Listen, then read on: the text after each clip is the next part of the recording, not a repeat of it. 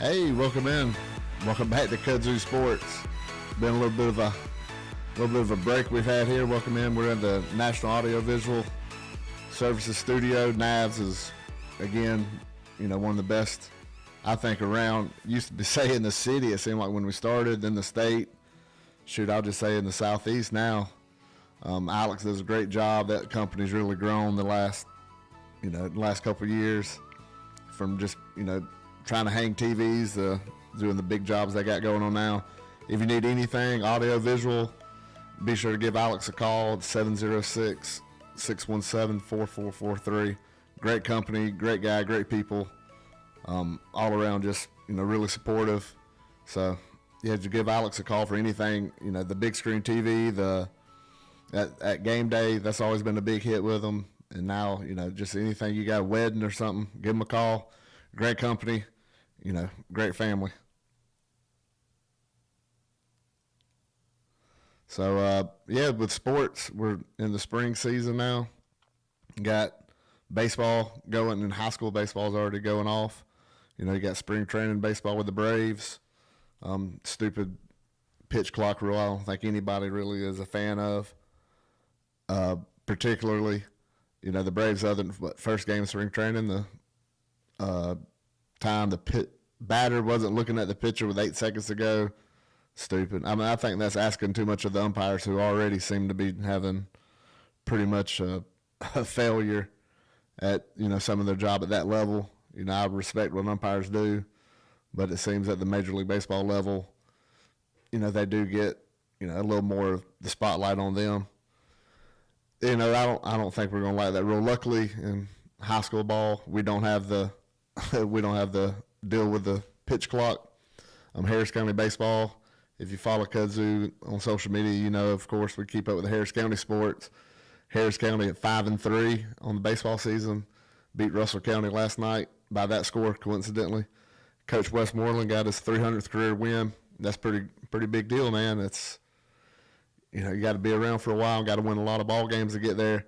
I think that coaching staff as a whole is phenomenal. From Coach Powell, Coach Mathis, Coach Pig is up and coming, Coach Stotzer's up and coming. That varsity staff's incredible. Coach Bice with the middle school, or with the high school, then all the way down to Gilstrap and Moss with the middle school. That that coaching staff baseball wise, but it starts at the top, and Coach Westmoreland is phenomenal, and it's just starts with him and a great program that he's built, and they're fun to watch. Year in, year out, you see they're losing somebody, and it's just.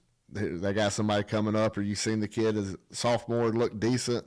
Next thing you know, he's just shoving as a senior, and it's just fun to watch and great to watch. And this area is big in baseball, and Harris County's got a lot going for it athletically in all sports. Football team did have a little bit of a step back, but then again, you brought in the new coach with a lot of overturned player wise, a very young team. Coach Watson didn't have the luxury of inheriting the Cooper Corys and KDs and, the seniors that left out at the same time that Coach Fox left. So it was a little bit of a building season. But you look at what else was going on. Wrestling, Coach Moore had a great season with the wrestling team. Flag football making it to the state championship in Atlanta and, showcasing Harris County on GPTV. So a lot going on up there, and it's fun to watch. Got like I said, now baseball region play starts in a couple weeks. I believe Northside is the first region game, March 14th. Speaking of coincidence, that's still my birthday on that day. Also has a touchdown club meeting for Harris County that same day.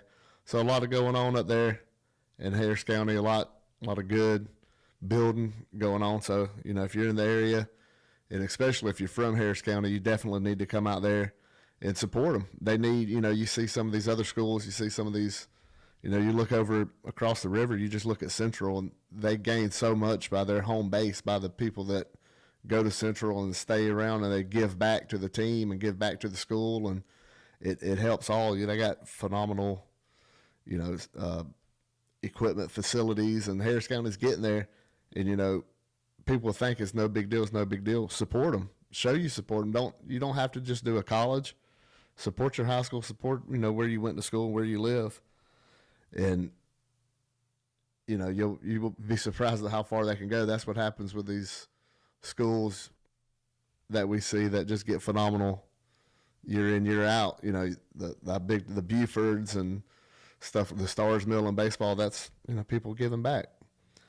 So with that being said, with the high school ball and high school sports going on, we know in this neck of the woods, the big sports we have is always going to be the football. And look, just because it's spring, don't mean, well, of course, the news don't ever slow down. With Auburn hiring the new coach, being over in that area a bunch, being over in the Hugh Freeze hype is through the roof, and rightfully so to an extent. To expect him to come in and pull a Nick Saban type dynasty run is insane. To expect right off the bat, to expect anything like that, anytime soon would be crazy. But for what he did recruiting, the 63rd to 17th in recruit is phenomenal. It was super impressive. And like I said, and I'm not even a big Auburn fan. I do like the university. Growing up, I was a Georgia fan, so not liking the Auburn football team, but being around it and being, quote unquote, in the program, around the program, you do gain a respect for the people over there. For some of the coaches, super friendly, even though most of them are gone now. And, from how last year went is understandable too.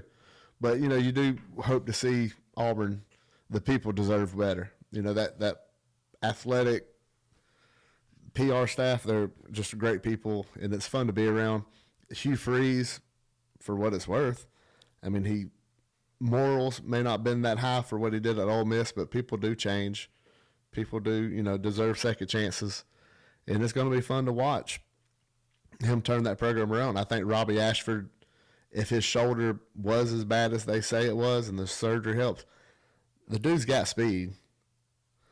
The dude has potential. Now, I know he didn't look great last year, but he went to Hoover. He signed with Oregon for a reason. He didn't get a scholarship to Oregon because he was an awful quarterback. He got an offer from Georgia. He got offers from bigger schools. So it's not that the talent's not there for Robbie Ashford. So you have that. You have plenty of talent coming in for this. 17th in the nation recruiting. That's great. That's really good for where Auburn was. But, in the SEC, that's middle of the pack, maybe back end of the pack recruiting. So you're still not where you need to be. Auburn needs to be right now between that 8 to 5 in recruiting, I think, before making that jump to get into the top, 4 in recruiting, where you see Georgia and Alabama year in, year out. You see A&M get in there, then they're out. Ohio State's in there, then they're out. But that top 4, if you can stay in there, you're going to have a great team. You look at the teams in the playoffs year in and year out, they're usually the top 4 in recruiting. And for Auburn to do that, I think it's going to have to start pretty quick. They don't have long leashes anymore with Auburn's schedule. It's tough. It's tough to just jump out there and start winning. Not going to get easier with Oklahoma and Texas. But with the 12-team playoff coming in, that is going to be, advantageous of Auburn to try to get to be a top 12 team. I think Auburn can do that more consistently than, trying to get into that top 4, which has proved difficult for anybody outside of the same teams, it seems like, every year. You got the same teams just kind of rotating to get in that top 4. With the TCU being an outliner last year, and you got, Notre Dame, which they've made it 2 or 3 times, no success at all, but, it's just different to see. It's good to have different teams get in there. Now with the 12 teams, you're really going to see, some of these atmospheres. I can't wait to see Jordan-Hare for a playoff game, a night game at Jordan-Hare, playoff atmosphere, Wisconsin or somebody coming in. That's just going to be crazy. And I've said before, I think Georgia's going to have the first playoff game to kick off at noon when they get going. That would be how I would see them going. But, if you're Georgia, you expect to be in the top 4. You don't expect to host playoff games. If you're Auburn, you're hoping to host one. You're just hoping to make it.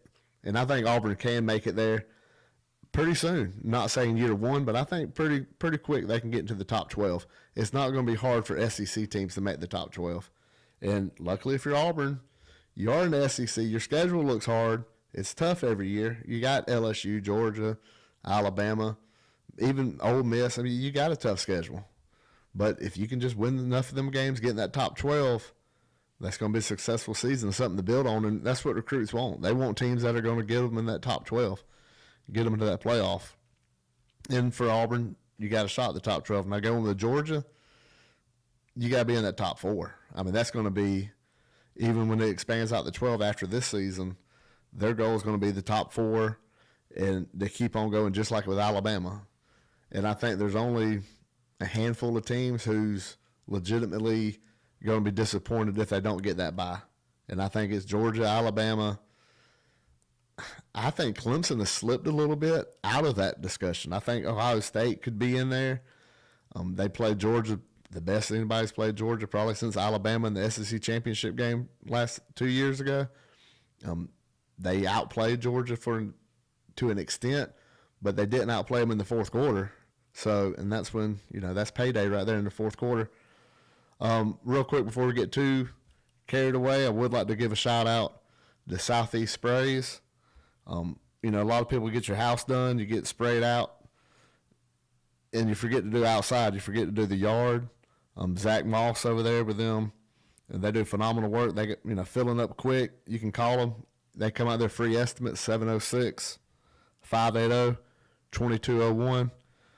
Don't forget to get your yard sprayed. Mosquitoes are coming in, flies. You get all these bugs. You want to have some family over. You want to get outside with the kids. You want to get out in the yard. You don't want to deal with them insects. You don't want to deal with your kid having bug bites all over them and itching and wanting to go back inside and getting on their tablet. So give Zach a call and let him come out to your yard and hook you up. So, just going back with sports, with the spring sports, we're talking about with baseball. Look, high school baseball's going on. Of course, with Harris County, I want you to come out and check them out. But look, just check anybody out. If you're in Columbus, and chances are you played baseball or you know somebody close to you that played baseball at the school, go check them out. Northside's got a really good baseball program. Columbus High School has declined a pretty good bit, but it's a big base around. A lot of people that went to Columbus that needs to go out there and watch them and support the kids that are out there wearing the same colors you use to play with, and that's a big deal. And I just think this area is such a baseball-centric area. The Chattahoochee coming back is a big deal, but you saw the Bananas last year, the place was packed. It's just because it's a excitement level that we don't see too often. It seems hockey gets people excited, so they're just an area thirsty for some, excitement, thirsty for something that's new, and just like I said, an excitement level that we haven't seen in a while. As far as football goes, you do have spring football for Auburn just started. Their spring game's April 8th. The next week on April 15th is the Georgia spring game. These spring games they're packed out nowadays. These ain't we used to go up to Athens and it was bring a canned good and then sit wherever you want to sit. And you'd go into a stadium that's about a quarter full. And I remember people used to bring their dogs. That's what I remember the most about it. But you bring a canned good and sit where you want to sit. Is a canned good or $5, one or the other. Now they're free, but they pack out. Georgia's going to have limited seating due to construction at the stadium. At the national championship ceremony, it was dealt with the same thing. But I think Auburn should try to pack out Jordan-Hare as much as it can. You got a new coach. You got to feel that excitement level. You got to get the players back excited. You got to get the whole community excited about Auburn football. The baseball team is phenomenal. They're at home that same weekend. I forget who they're playing. I don't have the schedule in front of me. But to try to double dip to catch a spring game and the baseball game, that's college sports. That's a fun thing. We've done it before. Me and my buddy went to the spring game at Georgia and then checked out the Georgia Ole Miss baseball game. And Georgia got hammered in baseball because that's about what they've done the best the last 30 years in baseball. But it was fun. You went from one atmosphere to the other. You went, that's what more people need to do. College baseball is not an expensive ticket to get. Football is ridiculous nowadays to try to get a ticket. But, college baseball is not ridiculous. $20 usually gets you in. At Auburn, you can sit on top of the parking garage in left field and check it out. So it's not, impossible to get over there and check them out. Auburn's good. They're top 15 team. So that's always fun to watch. I think, with Georgia's a little different. Like I said, with the stadium going on, their baseball team, Georgia baseball, I don't know, it was 10 years with the same coach, with Strickland. And that program has done nothing to get better, in my opinion, over the last 10 years. Perno got it where Georgia was at least making the tournament, every other year, make a super regional run every other year. Now it's first tournament, 2 and done, what they call it, 2 and Q.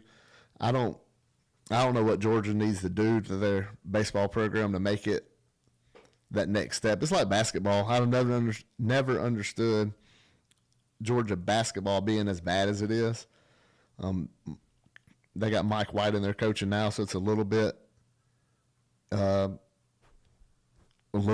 But I just don't get how you can have that much talent. There's so much basketball talent in Atlanta. There's so much baseball talent in the state, especially the Atlanta, that area, Columbus area, and UGA just every year just mediocre at best. So that's but that's my soapbox about the Georgia baseball program and where I think it's really lacking around here. With the Major League draft reducing and draft with rounds, the opportunity for kids that would normally go into pros, go into college, has really gone up. A lot more, a lot more likely to go to college. Some of these kids that would have went to the MLB draft. So that's, try to hone them kids at home.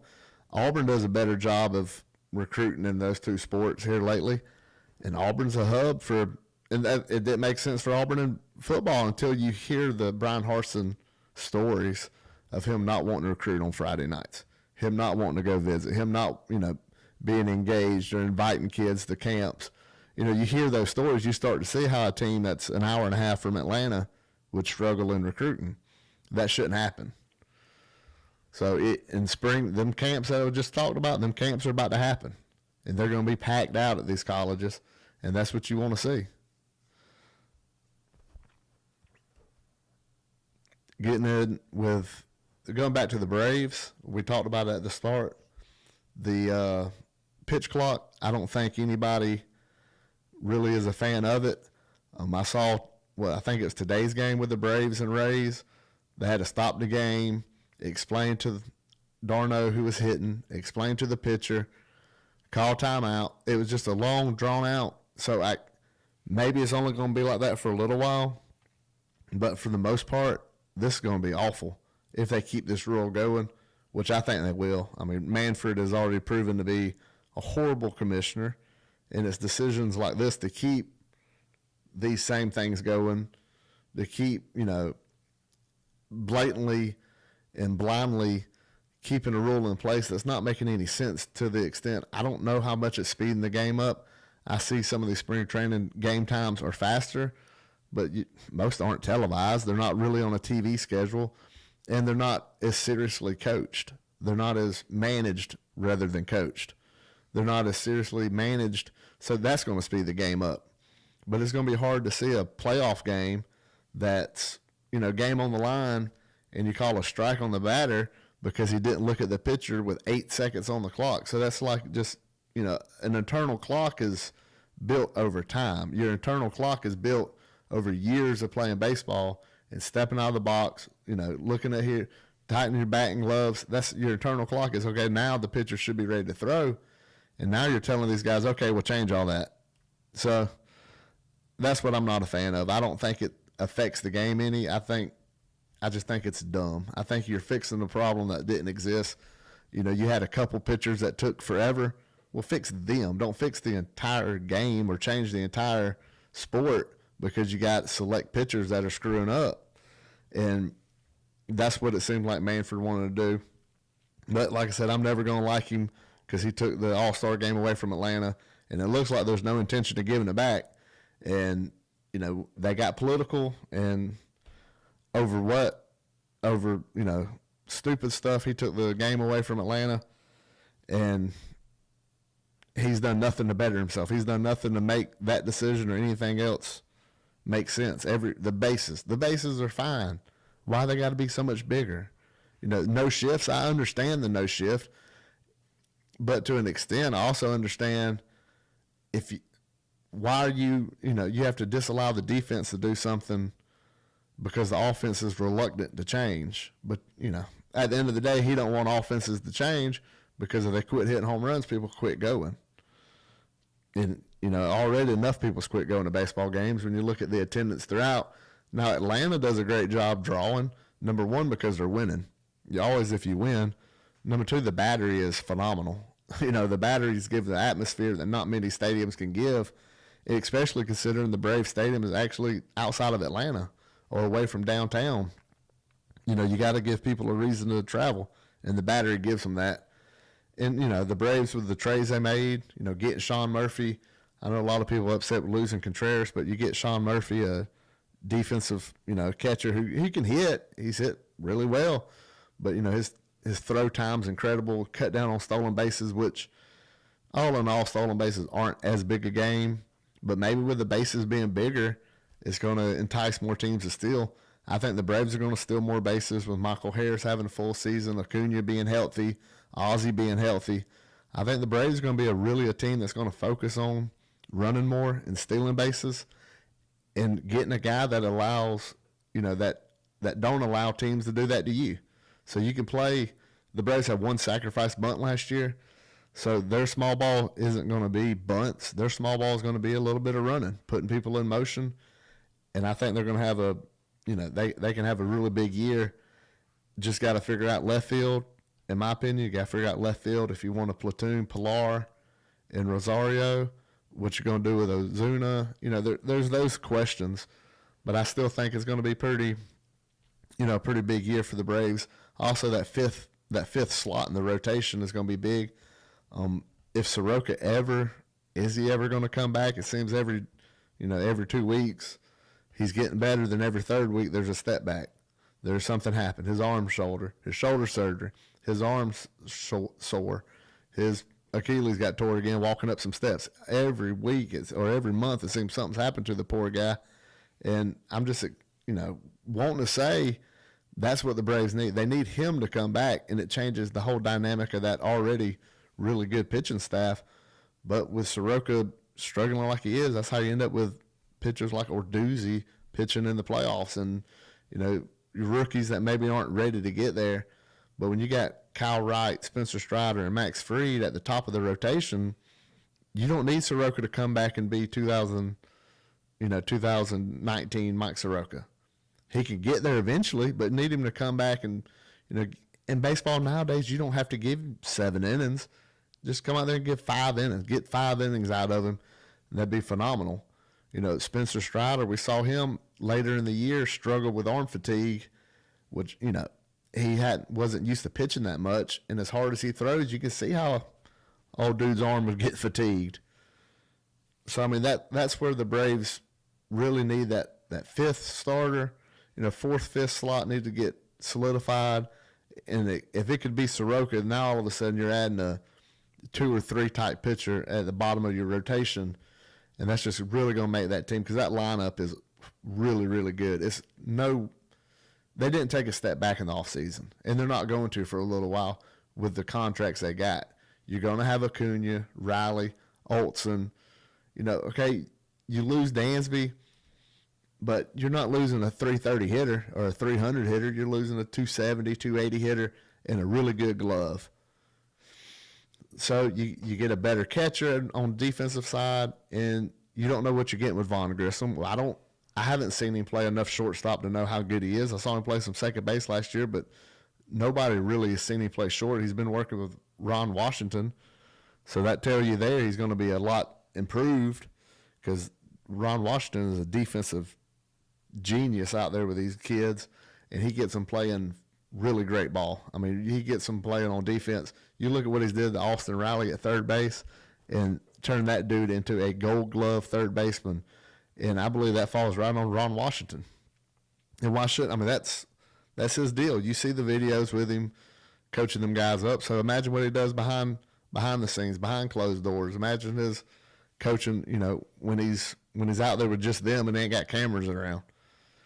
That's just, I think it's fun to watch. It's going to be fun to watch Vaughn Grissom grow with the Braves. And, if he can be the future shortstop, that's going to be even better. Because, I mean, he's got the size. He's got the potential.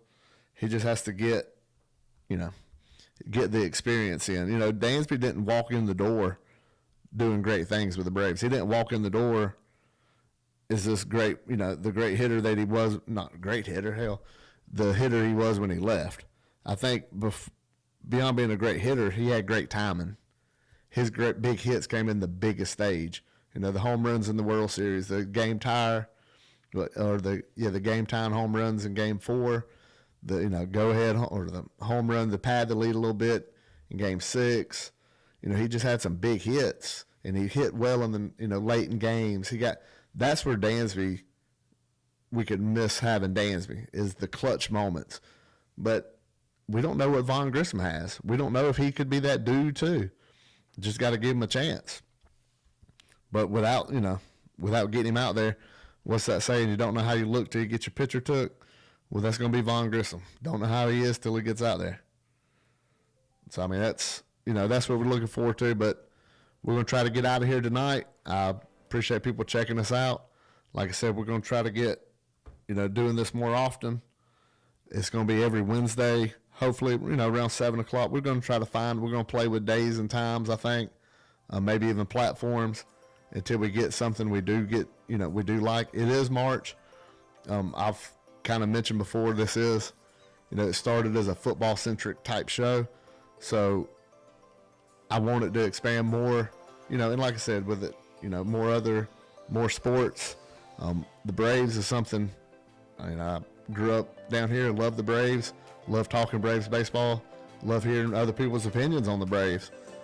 It's, it's dynamic because we all grew up in an era, well, I say we all, but people my age grew up in an era of the Braves are just winning every year. And it's just fun to talk that. It's fun to talk to people that expect that, yeah, we should win 14 in a row because that's what we did growing up. So it's, it's fun to talk to other people that have that same opinion on the Braves shouldn't win a World Series and be happy and say, okay, well, let's trade everybody off like we're the Marlins. We should expect to do it again. And I can't wait for the Braves to do it again. And I just hope, we can do it while doing this show, and y'all can be there with me. Next Wednesday, 7 o'clock, we're going to try to do this again. And I hope everybody has a great week.